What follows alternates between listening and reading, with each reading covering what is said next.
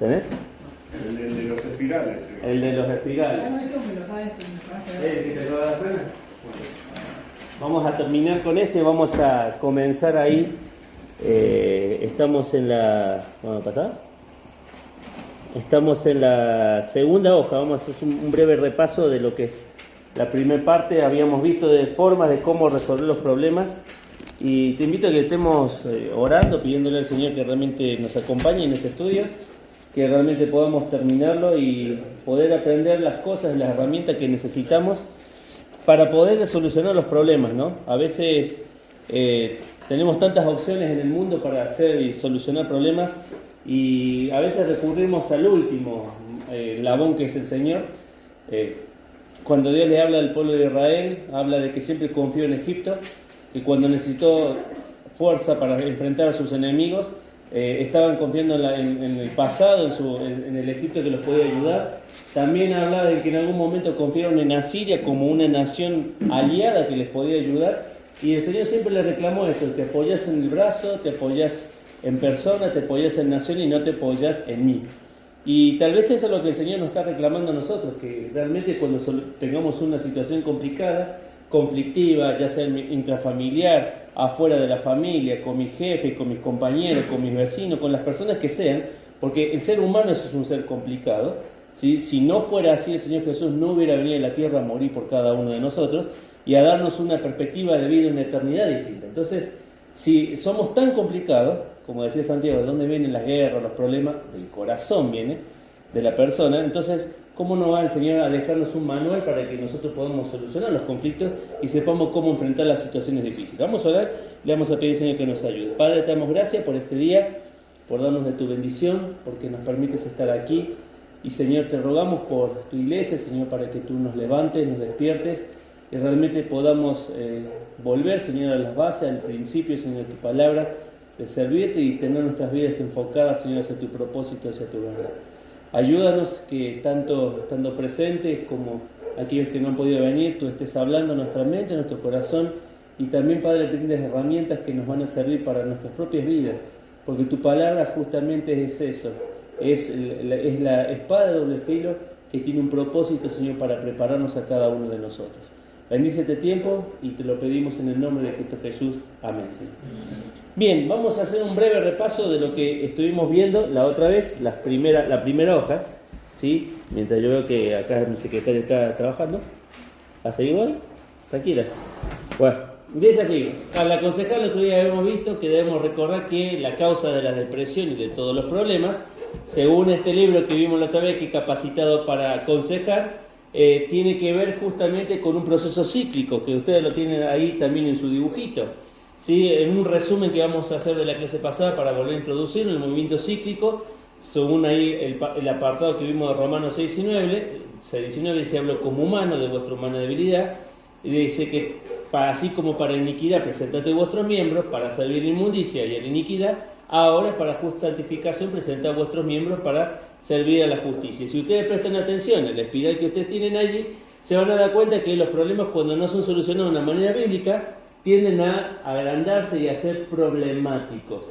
¿Sí? Lo que empezó con una pequeña cosita, con un pequeño lugar donde hizo pie Satanás, una pequeña duda, después se transforma en un problema gigante si no lo solucionamos conforme a la Biblia. Por eso habla de la espiral descendente, ¿sí? Se va agrandando el problema, se va haciendo cada vez más difícil de solucionar, se va haciendo más imposible de sobrellevar. Cuando hacemos al revés, cuando utilizamos las herramientas del Señor, ese problema en el cual esté, sea el conflicto que sea, comienza a tener un proceso ascendente y se va achicando, se va haciendo más llevadero hasta el momento tal vez de solucionarlo o tal vez no se solucione. Si ustedes recuerdan, Pablo tenía una enfermedad, sí, que se acuerdan que el Señor le decía que había orado a Pablo para que el Señor le quitara ese aguijón, y el Señor le respondió: bástate mi gracia, ¿sí? Entonces, a veces los problemas el Señor los soluciona, a veces las cosas no las soluciona para que nosotros las enfrentemos y vivamos con eso, pero recordemos, como dijo la carta de Pedro, tenemos la gracia del Señor que nos ayuda a enfrentar los problemas. Bueno, ahí hablamos de que aconsejar a las personas, debemos recordar que la depresión, bueno, esa ya la habíamos visto, esa estaba fallada. Vamos a pasar a la otra. Esa. La solución, así como significa la misma forma, ahí habíamos visto Romanos 6:12, que Pablo ilustra que el cristiano puede llegar a ser esclavo del pecado, ¿sí? Habíamos visto que ahí dice, cuando alguien miente, ¿qué hace? Para justificar su mentira necesita ¿qué? Más mentira, ¿sí? El proceso descendente. Si tiene hábitos pecaminosos son difíciles de romper, pero si son rotos, la persona tendrá la posibilidad de poder comenzar de nuevo. Bueno, el ciclo descendente del pecado, ¿sí? Como había mucho recién, comienza con algo pequeño y nos va haciendo cada vez más conflictivo. Habíamos visto el ejemplo de Caín, acá está resumido el ejemplo de Caín, con una espiral descendente. Caín comenzó presentando mal una ofrenda, después ese pecado lo llevó a asesinar a su hermano, después se autocompadeció de sí mismo y con la ira terminó haciendo lo que nosotros vimos, que es matar a su hermano, y el pecado lo llevó a la culpa y a la depresión. También vimos que el Señor le daba la oportunidad de hacer al revés la situación, el orden inverso de solucionar las cosas, y le decía, haz lo correcto y conseguirás victoria. Esto es interesante porque uno lo ve en Caín, o como ahora el otro ejemplo que tenemos ahí, que es el ejemplo de David, que también lo vimos, y uno los mira de afuera y dice, pero si tienen la palabra de Dios, ¿por qué no obran consecuentemente? O sea, nosotros estamos hablando de ello, ¿no? Si tenemos la palabra de Dios, ¿por qué no obran consecuentemente? Y ¿saben qué? Tenemos que entender que cuando estamos aquí tenemos lo que se llama la teoría, ¿sí? Nosotros estudiamos la palabra de Dios, conocemos la palabra de Dios, la palabra se nos enseña, se nos imparte, nosotros tenemos el tiempo de cada uno de leer en su casa, seguir profundizando, por ahí escuchemos mensajes que son bien bíblicos, nos exponen, nos dicen, pero después está la práctica, ¿sí? Y ahí es donde está la frase que dice, del dicho al hecho, tenemos un gran trecho en el medio. Y ahí es donde está el desafío de nosotros de rendirnos a lo que la palabra de Dios dice para tener la solución a los problemas. A veces pensamos que podemos postergar obedecer la palabra del Señor para llevar las cosas como más o menos a nosotros nos parece. Uno de estos ejemplos es David. David tuvo un problema ahí al permanecer. ¿Se acuerdan que no fue a la batalla? Vio a la mujer de Urías, a Betsabé bañándose, la llamó, cometió adulterio, lo mandó a llamar para que no se enterara el esposo de Urías, no se enterara de que se había acostado con ella. Urías no quiso ir a la casa, lo trató llamando a Joab, y Joab le dijo ponerlo al frente de la batalla y que lo liquiden. Chao, listo. ¿Sí? Entonces, él razonó de esa manera, y acá tenemos el ejemplo de cuando David realmente hubiera hecho las cosas como Dios le decía, hubiera comenzado justamente a no entrar en ese proceso descendente y de hacer que lo que él cometió, ese deseo carnal, que en realidad no empezó ahí. El problema empezó porque David tenía que estar en la lucha. Allá tendría que estar. Y David estaba descansando en su casa, ¿sí? Haciendo lo que no hacía. Por eso después de que termina esto, dice la palabra del Señor que David fue a la batalla. O sea, lo que ya debería haber venido haciendo David se tomó esa licencia y dice, está bien el reinado, hemos ganado batalla, hemos tomado reino, hemos conquistado, la nación ha crecido, nos hemos vuelto poderosos, tenemos tanta riqueza, me voy a tirar a descansar, ¿sí? Y ahí está donde muchas veces decimos que la carrera cristiana es un continuo avance. No existe un lugar donde uno pueda decir, me siento a descansar en la vida cristiana. Ya está, ya me leí la Biblia una vez, voy a descansar este año, no voy a leer tanto, ya está, participé en una actividad, no lo voy a hacer ahora porque ya está, ya hice cosas que pueden justamente justificar mi vida de que ya llegué a un cierto nivel espiritual, pero la vida espiritual va más allá. La experiencia de conocer al Señor va todos los días, y vos lees un pasaje y lo vas a leer una vez, 2 veces, y vas a entender una cosa este año. El año que viene vas a entender otra cosa porque tuviste otro proceso de aprendizaje a lo largo de todo el año y escuchaste predicaciones, como decíamos recién, de otras personas que te abrieron la cabeza y la mente y dijiste, esto no lo había mirado de esta manera. Y empezás a tomar dimensión, y cuando volvés a leer el pasaje entendés cosas que se te habían pasado por alto, porque esa es la riqueza de la palabra del Señor. Entonces no podemos llegar a un momento de decir como David, ya está, ya lleguemos a cierto nivel, puedo descansar. No existe eso en la vida cristiana. Por eso decía el Señor, hay una sola puerta, es estrecha y es un camino ascendente. Tenemos que seguir avanzando, tenemos que seguir creciendo. Bien, continuamos. Ahora sí, página número 2, donde estábamos ahí. Dice ahora, punto número 2, la disciplina en la vida diaria. Hebreos 12, 4, 6. Vamos a abrir la Biblia para ir a ver qué es lo que dice ese pasaje. Algo similar dice ahí el libro de Proverbios capítulo 3, pero vamos a ir a Hebreos, que tal vez es el pasaje más conocido. Capítulo 12, versículo del 4 al 6, 12 del 4 al 6. Dice así: porque aún no habéis resistido hasta la carne combatiendo contra el pecado, y habéis olvidado la exhortación que como a hijo se os dirige diciendo: hijo mío, salud, hijo mío, no menosprecie la disciplina del Señor, ni desmaye cuando eres reprendido por Él, porque el Señor al que ama, disciplina y azota a todo aquel que recibe por hijo, ¿sí? Y ahí dice, igual que Proverbios, es un paralelo, nos enseña que Dios disciplina a sus hijos, no para dañarnos, como dice ahí, sino para que maduren, sean santos. Dios disciplina en amor para corregir y purificar, entrenar y, decía otra cosa más, ahí que mi secretaria me lo pasó por alto, ¿cómo decía la última? Estructurar la vida de sus hijos. Muy bien, y eso es algo que hoy va en contra del siglo XX, del siglo XXI, ¿sí? Estructura. Nadie quiere tener estructura. Todos quieren vivir tranquilos, sin ninguna exigencia, pero necesitamos la estructura. Medianamente tiene que haber una estructura que guíe, que ordene. Si no tuviéramos estructura nosotros, nuestra columna vertebral donde descansa todo el cuerpo, ¿sí? Donde descansan los huesos y todos los músculos demás, ¿dónde estaríamos? Estaríamos encorvados, tirados en el piso, arrastrándonos. ¿Por qué? Porque hay una estructura que sostiene justamente toda la cavidad que nosotros tenemos. Por eso, la estructura tiene que estar en nuestra vida. Y dice acá, propósito número 1, otro propósito de la disciplina es llevarnos al reposo. La disciplina también es para favorecernos, dice ahí. Dios disciplina a sus hijos para que puedan ser bendecidos y también ayudarlos, ¿sí? Favorece para nosotros, es algo que nos favorece, ¿sí? Ustedes van a escuchar, y esto creo que se lo dije más de 1000 veces, que en la escuela hablan de que la disciplina es contraproducente para los chicos, ¿sí? Grabate este mensaje porque esto es lo que se enseña en la escuela. Es contraproducente para los chicos disciplinarlos y corregirlos. La Biblia dice que es para favorecernos a nosotros. Todos necesitamos disciplina, desde el más pequeño al más grande. Necesitamos que nos marquen, que nos moldeen. Punto B. La carne, dice, odia la disciplina.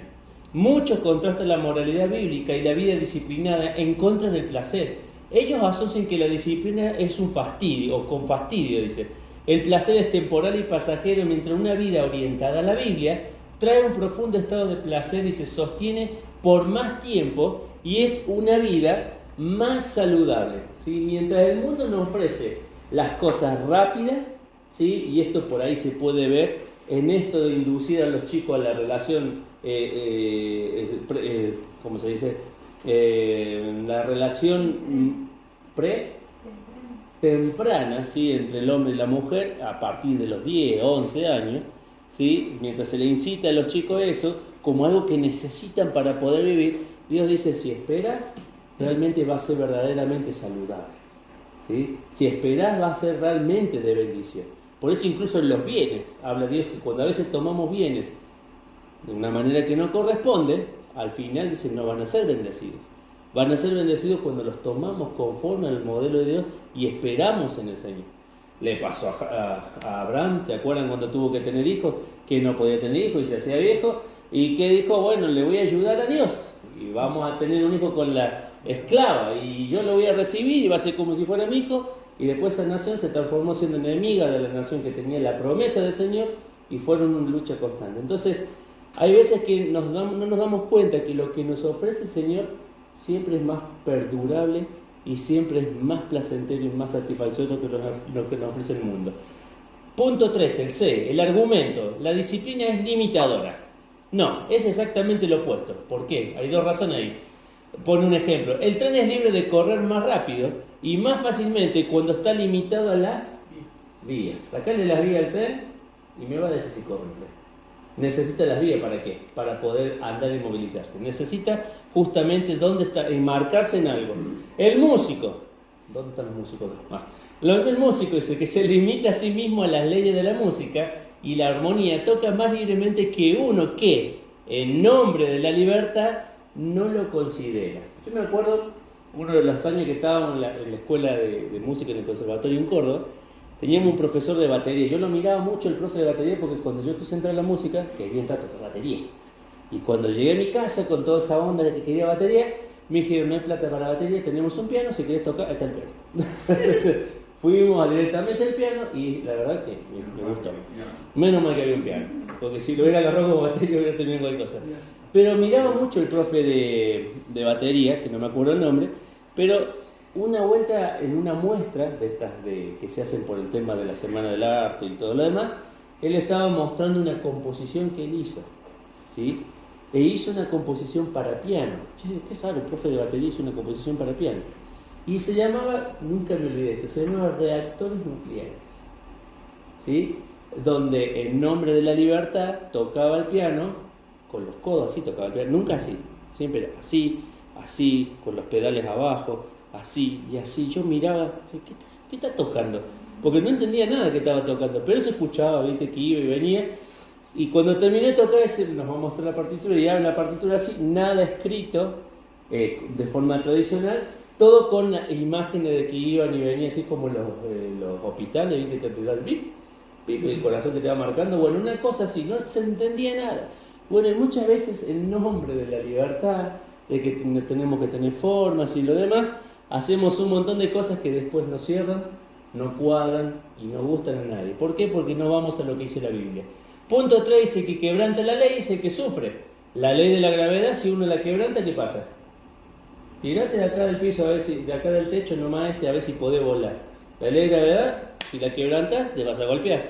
La ley moral, si infringís la ley moral de Dios, ¿qué dice la palabra de Dios? Hay consecuencias para nosotros. Una de ellas es cuando dice el cuerpo apartémoslo de fornicación, porque si lo metemos en la fornicación no solo pecamos con nuestro cuerpo, perdón, con la otra persona, sino con nuestro cuerpo. Entonces, quebrantar la ley moral. La ley civil, ¿qué pasa si robo? Bueno, en este país no pasaría mucho, pero en otros lugares, ¿sí? Está considerado que si vos robas, tenés que justamente pagar y así sucesivamente. Punto D. La disciplina es aprendida mediante la práctica. Hebreos 5, 13, 14 dice ahí, vamos a leerlo porque ahí justo utiliza la palabra inexperto. Justo tenemos la Biblia abierta ahí. Hebreos capítulo 5, ¿sí? Unos pasajes un poquito más atrás, versículos 13 y 14. Dice allí, versículos 13 y 14, y todo aquel que participa de leche es inexperto en la palabra de justicia, porque es niño, porque el alimento sólido es para los que han alcanzado madurez, para los que por el uso tienen los sentidos ejercitados en el discernimiento del bien y del mal. ¿Sí? Entonces, la disciplina se aprende mediante la práctica. Justamente ahí la palabra inexperto significa uno que no está acostumbrado. ¿Sí? ¿Ustedes se acuerdan cuando David se presenta para enfrentar a Goliat? ¿Se acuerdan de esa imagen? Y él se presenta y viene Saúl y le dice, ¿cómo vas a pelear así? ¿Cómo te vas a enfrentar con un hombre de guerra? Con eso te voy a poner mi traje. Y le puso el traje, y le puso la espada, y le puso todas las cosas, y David intentó caminar, y dijo, no puedo porque soy inexperto. De ahí se toma esta frase, o justamente el sentido, de no tener la práctica de usarlo. Entonces, significa no acostumbrado a, en otras palabras, como un niño que no puede sostener una cuchara debido a la falta de práctica, debe continuar con el biberón hasta que aprenda a comer. Versículo 14 dice, pero el alimento sólido es para los que han alcanzado madurez, para los que por el uso tienen los sentidos ejercitados en el discernimiento del bien y del mal. Punto número 1, por el uso significa debido a la práctica. ¿Sí? Necesitamos practicar la palabra del Señor, los principios del Señor y ejercitarnos en conocer lo que Dios tiene. Se tienen los sentidos ejercitados o entrenados para discernir entre el bien y el mal. Dice allí a continuación, punto 2, ellos no estuvieron acostumbrados porque había fallado en practicar y en entrenarse a ellos mismos en santidad. La vida santa entonces involucra justamente un hábito, ¿sí? Es un hábito constante, practicar lo que dice la palabra del Señor en nuestras vidas. De ahí surge el hecho de que lo practiquemos, de ahí es cuando nuestros hijos aprenden a cepillarse solos, de ahí es cuando nuestros hijos comienzan a ir al baño solos. ¿Por qué? Porque en un momento los ayudamos, pero en otro momento dijimos, te toca hacerlo a vos, y los alentamos que lo hiciera. ¿Para qué? Para que no tuviera 8 años, 9, 10 y estemos todavía cepillándole los dientes. ¿Se entiende? Es práctica, tenemos que ejercitarnos. Ustedes, yo, cada uno de nosotros ejercitarnos. Los patrones de la santidad pueden ser establecidos solo mediante la práctica consistente y regular. Así como Cristo aprendió obediencia, nosotros también debemos aprender la obediencia mediante la práctica. Entonces, conclusión de lo que venimos viendo, de este proceso de disciplina. El cristiano es salvo porque puede evitar muchos problemas simplemente viviendo una vida disciplinada. La falta de disciplina toca cada área de nuestras vidas. Y ahí la palabra salvo no tiene que ver con la salvación de la eternidad. Tiene que ver con la salvación con el cuidado de los problemas que vivimos todos los días. A eso hace referencia. A no meter la pata hoy. ¿Sí? Si yo estoy obedeciendo un principio de Dios, ¿qué hace la palabra de Dios? Me lleva a que justamente no meta la pata. Por eso dice el pasaje de Proverbios 22:3 y que se repite en 27:12, el avisado ve el mal y se esconde. Y abajo dice, mas los simples pasan y reciben el daño. ¿Qué está queriendo decir el escritor acá? El avisado, dice ahí. Ahí dice la palabra, es el prudente. ¿Qué es una persona prudente? Aquel que tiene la capacidad de escuchar. Cuando se lo sienta, se lo habla, se le dice, se le comparte, tiene la capacidad de escuchar. Va a una reunión, escucha la disertación de la palabra, sea quien sea que la dice, escucha y no va por quien la dice, sino lo que dice de la palabra del Señor. Y la actitud que yo tengo con respecto a la palabra del Señor. Por eso cuando uno lee Hebreo va a encontrar 5 exhortaciones. Las 5 exhortaciones tienen que ver con la palabra. No ser olvidarse de la palabra, no descuidar la palabra y no endurecerse por la palabra. Entonces, acá lo que nos está pidiendo el escritor es que seamos prudentes. El Señor nos avisa, nos dice, che, vas a meter la pata si seguís en relación con esa chica. En el caso de los jóvenes, en el caso de los grandes, vas a seguir mal si seguís ocultándole cosas a tu jefe. Por decir un ejemplo.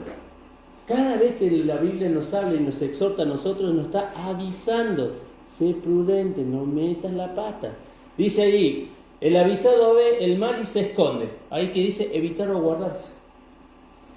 ¿Estamos? O sea, Dios nos está llamándonos a nosotros, mostrándonos el camino, como la lámpara que ilumine, la luz que ilumina, como dice Salmo 119, nos va mostrando el camino para no meter la pata en el pozo, para no equivocarnos.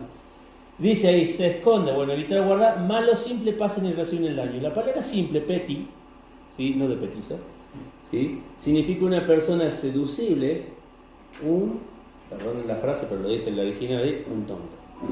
Uno que se le dice, no vayas por ese lado, y aún así la persona va por ese lado, porque le gusta ir por ese lado, ¿sí? Caso conocido, Sansón en la Biblia.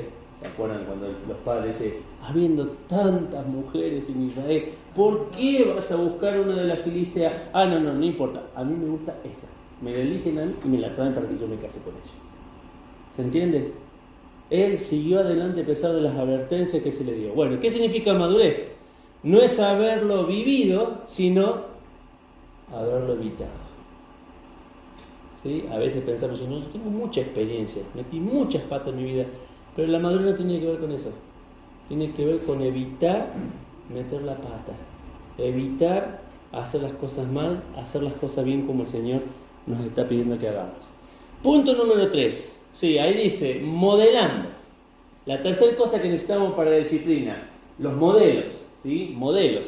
Segundo Tesalonicenses 3:7 dice, Él nos da una solución. Alguien que ha puesto un ejemplo, ha sido un modelo para el individuo que es indisciplinado, ¿sí? Y acá dice, porque vosotros mismos sabéis de qué manera debéis imitarnos, pues nosotros mismos no anduvimos desordenadamente entre vosotros. Y acá hay varios ejemplos de una vida ordenada, de una vida disciplinada, de una vida que tiene que ser ejemplo. ¿Sí? Ahí dice Pablo, frecuentemente enfatizar la importancia de ser modelo o ser un buen ejemplo en aprender cómo estructurar su vida. Pedro aconsejó a los ancianos de la iglesia que sean modelos, 1 Pedro 5:3, no como teniendo señorío sobre los que están a vuestros cuidados, sino siendo ejemplos de la grey. La palabra ejemplo que utiliza Pedro es la palabra tupo, que significa un tipo, una forma, un modelo, ¿sí? Así necesitamos en la vida disciplinada ver ejemplos en las personas que están a nuestro alrededor. Juan dice, asume que el modelar se lleva a cabo. En 3 Juan 3:11 dice, amado, no imite lo malo, ¿Qué dice? Sino lo bueno. Y la palabra imitar es la palabra que dice ahí, afín, que significa mimetes, que significa un imitador o un seguidor. Alguien que va detrás de alguien. ¿Por qué? Porque lo ve, porque está allí, porque conoce.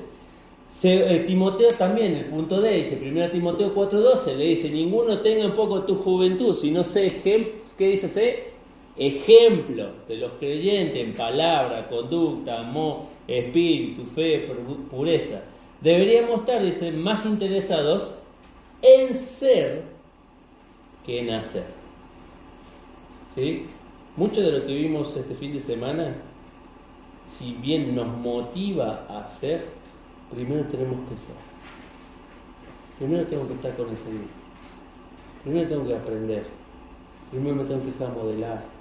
Primero tengo que aprender a escuchar para que después pueda hacer. Estar allí cercano al Señor. Deberíamos estar, como dice ahí, más interesados en ser que en hacer. Porque el hacer van a hacer solo por el ser. Ahora, si vos haces sin ser, tarde o temprano te vas a cansar. Y te vas a cansar del camino y vas a mirar todo como problema y vas a mirar que todo no tiene sentido en la vida cristiana. ¿Por qué? Porque estabas preocupado en hacer y no en ser. Dice, puedes hacer sin ser, pero no puedes ser sin hacer. ¿Se entiende? Trabalengua. Eso es para que lo puedan entender. Y el punto E, dice Tito, en 2:7 dice, presentándote tú en todo, ¿cómo? ¿Qué decía ahí? Otra palabrita, otra vez. Ejemplo de buenas obras. En la enseñanza mostrando integridad, seriedad, palabra sana y reprochable, de modo que el adversario se avergüence y no tenga nada malo que decir de vosotros. Justo en este tiempo que estamos hablando de que todos tenemos que ser todos iguales, no tiene que haber diferencias, el Señor nos llama a nosotros a ser ejemplos, que podamos ser modelos. Raíz de los problemas. ¿Cuál es la raíz de los problemas? El pecado.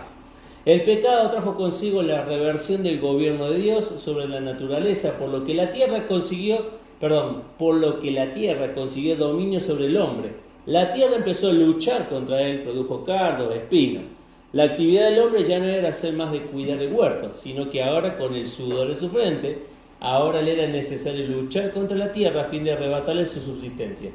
Naturalmente, el problema que ahora suma es que el hombre se lamenta diciendo: no puedo. ¿No te suena algo eso? Cuando le decía a los chicos, tenés que hacer esto, y dice, no puedo. No puedo hacerlo. Simplemente sometiéndose al gobierno del pecado en un universo que está en contra de él, lamentándose de que él es impotente bajo su presión y es una lastimosa distorsión de la figura de un gobierno todopoderoso de Dios. Sí, ahí estamos llegando a la última parte, al cuadrito ese que uno lo mira y dice, ¿qué está comiendo? ¿Una pizza? ¿O la está esquivando? No, bueno, ahora vamos a ver. Dice, dejar de aplicar soluciones bíblicas a los problemas es permitir que continúen las condiciones de pecado, aceptarlas y lamentablemente adaptarlas. Cuando persiste el pecado, cuando persisten los problemas, cuando persisten las situaciones, nos vamos adaptando y vamos aceptándolo como normal.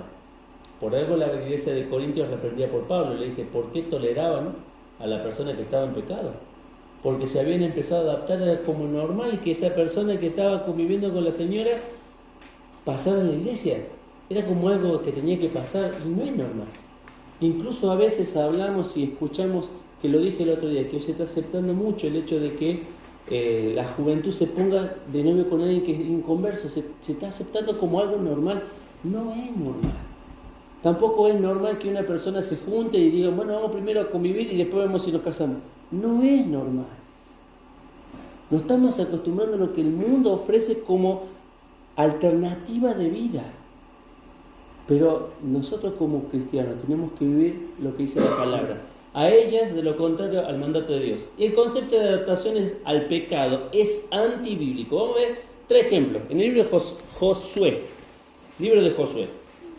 Rapidito. A ver. Chan. Vamos bien. El libro de Josué, capítulo 15. Esta es la historia del pueblo de Israel que tiene que salir a tomar la tierra prometida. Ya Josué había pasado un tiempo y habían tomado grandes ciudades, pero Siempre hay un pero. Siempre hay un pero. Había todavía familias que no habían tomado la tierra y si la habían tomado, no cumplieron con lo que Dios les dijo. ¿Qué tenían que hacer? Echar a la gente del lugar y tomar la posesión de la tierra. Entonces dice capítulo 15, versículo 63 el primero.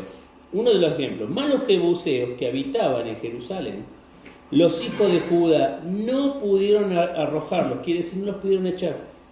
Y ha quedado el jebuseo en Jerusalén con los hijos de Judá hasta hoy. ¿Qué pasaba? Estaban conviviendo dos naciones. Segundo ejemplo, capítulo 16, versículo 10. Pero no arrojaron, vamos a leer el versículo 9. Hubo también ciudades que se apartaron para los hijos de Efraín en medio de la heredad de los hijos de Manasés, todas las ciudades con sus aldeas. Pero, está hablando de esa ciudad, no arrojaron al cananeo que habitaba en Jerez. Antes quedó el cananeo en medio de Efraín hasta hoy y fue tributario. No lo pudimos echar, no lo pudimos sacar del problema, lo vamos a acomodar. ¿Qué vamos a hacer? Va a ser tributario. Le vamos a hacer que pague impuestos. Ya que no lo podemos echar, que paguen impuestos. ¿Qué hicieron? Se adaptaron y lo acomodaron para que quedara allí. Tercer ejemplo, capítulo 17, versículo 12. Otro ejemplo de otra de las tribus. Mas los hijos de Manasés, dice versículo 12, no pudieron arrojar de aquellas ciudades a los de aquellas ciudades. Y el cananeo, otro más, persistió en habitar en aquella tierra. Pero cuando los hijos de Israel fueron lo suficientemente fuertes, hicieron, ¿qué cosa? Tributario del cananeo, mas no lo arrojaron. O sea, como vieron que Efraín lo había hecho, ¿qué dijeron? Si lo hace Efraín, ¿por qué no lo vamos a hacer nosotros que somos Manasés? ¿Por qué? Ellos lo hacen y nosotros no. El ejemplo. ¿Qué hicieron con las personas que debían echarlas de la tierra? Los hicieron tributarios.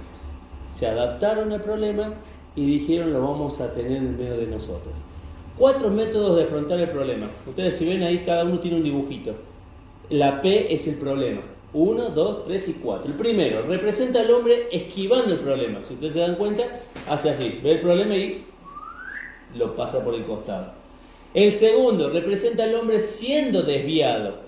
Al hombre que se desvía del problema. Está el problema más grande y dice, no, mejor lo esquivo. Va para el costado. El tercero representa al hombre, o a la mujer, ¿sí? Sepamos siempre que cuando hablamos de hombre hablamos de género humano. Representa al hombre retrocediendo. Va a enfrentar el problema y dice, no puedo. Típica de los que fueron a la tierra prometida y miraron y dijeron, hay gigante, no podemos, volvámonos. Bueno, no puedo. Y el cuarto representa al hombre que pasando a través del problema. Vamos a ver las explicaciones. Dice, la primera respuesta se expresa con estas palabras. No importa, no es importante, simplemente lo voy a evitar. ¿Sí? Una posición, evitar el problema. La segunda respuesta se puede verbalizar con estas palabras. De todas maneras, esto no es lo que yo quería. Este no es el rumbo que yo quería tomar. Y así el hombre permite que el problema se desvíe de su rumbo. Se puede fabricar un falso problema como camuflaje. Ahí lo dice, mira, estoy ocupándome del verdadero problema. Constituye la explicación usual de tal caso, pero no está atacando el problema. Está atacando por los costados, se está yendo del problema. Y la tercera respuesta implica decir sencillamente no se puede hacer. Es imposible, no hay manera, me rindo. Siguiente diapositiva. Y la cuarta respuesta, por eso la puse en una diapositiva aparte, es la cristiana. Se puede resolver por medio de Cristo. Entonces, señalemos que las 3 primeras respuestas dejan intacto el problema y que como resultado la persona y su curso de actividades son cambiadas. Sigue estando el problema ahí. Lo esquivaron, está el problema ahí. Se desviaron por otro lado, está el problema ahí. Se volvieron para atrás, está el problema ahí. No hay solución del problema. Ahora dice, el hombre se adapta a su problema y el hombre es conquistado por su problema. Mientras que en la cuarta situación el problema recibe solución. Esto que vimos recién del ejemplo del pueblo de Israel tiene que ver con eso. ¿Sí? Ellos lo adoptaron a los cananeos, los pusieron en medio de su seno y más adelante cuando uno comienza a leer el libro de Jueces se va a encontrar que los hijos de Israel comenzaron a mezclarse con los hijos de los cananeos y comenzaron a mezclarse sus dioses. Y uno lee el capítulo 2 del libro de Jueces y comienza a ver un Dios enojado con su pueblo porque le dijo: todo lo que les pedí que hicieran, no hicieron. Y hoy están como están, peor que antes, por no haber tomado la decisión en el momento. Salud. El problema en la orientación neutética se nos enseña a solucionar los problemas en lugar de adaptarnos a ellos. Hay una solución bíblica para cada problema y esto requiere que vayamos a la Biblia y estudiémoslo. Requiere que profundicemos, requiere que aprendamos. La consejería bíblica se basa en la sabiduría de la palabra de Dios, no en el consejero. El cambio es causado por el Espíritu usando la palabra en el nivel del corazón. Hebreo 4:12, que está ahí al lado, no es la astucia del hombre. ¿Qué dice Hebreo 4:12? Porque la palabra de Dios es viva y eficaz, más cortante que toda espada de dos filos y penetra hasta partir del alma, el espíritu, las coyunturas, los tuétanos, y discierne los pensamientos y las intenciones del corazón. Tenemos la palabra de Dios para enfrentar los problemas. Tenemos algo que nadie tiene y que desearía tener: la solución a los conflictos. Entonces, hay un desafío grande, porque primero tenemos que tomar nosotros la iniciativa de solucionar los problemas bíblicamente. Porque si no soluciono los problemas bíblicamente, no voy a poder sentarme con una persona y decirle: ¿sabes lo que dice la Biblia? ¿Por qué? Porque no estoy viviendo yo en primer lugar. Por eso dice la palabra que antes de hacer, tengo que ser. Entonces, somos desafiados a eso.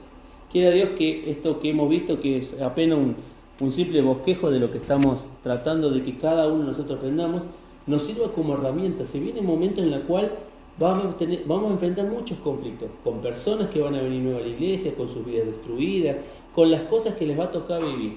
Y nosotros tenemos que estar preparados para contener a esas personas, para que esa persona con la iglesia le podamos una respuesta. A pesar de que sabemos que Cristo es la solución a todos los problemas, también tener herramientas nosotros para poder guiar a esas personas y darle una solución que realmente vale la pena, ¿sí? Que no sea una solución hueca, vacía, como la que el mundo ofrece y que los problemas no son solucionados.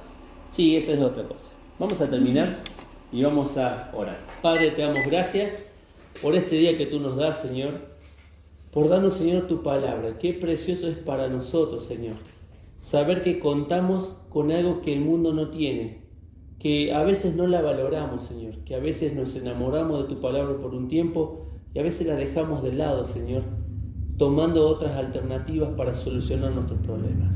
Señor, cuando venimos a ti encontramos que Jesucristo es la verdad, es el camino y es la vida. Te rogamos por cada uno de nosotros. Ayúdanos a vivir conforme a tu palabra. Te lo pedimos y te agradecemos este tiempo. En el nombre del Señor Jesús. Amén. Eso quiere decir que se acabó.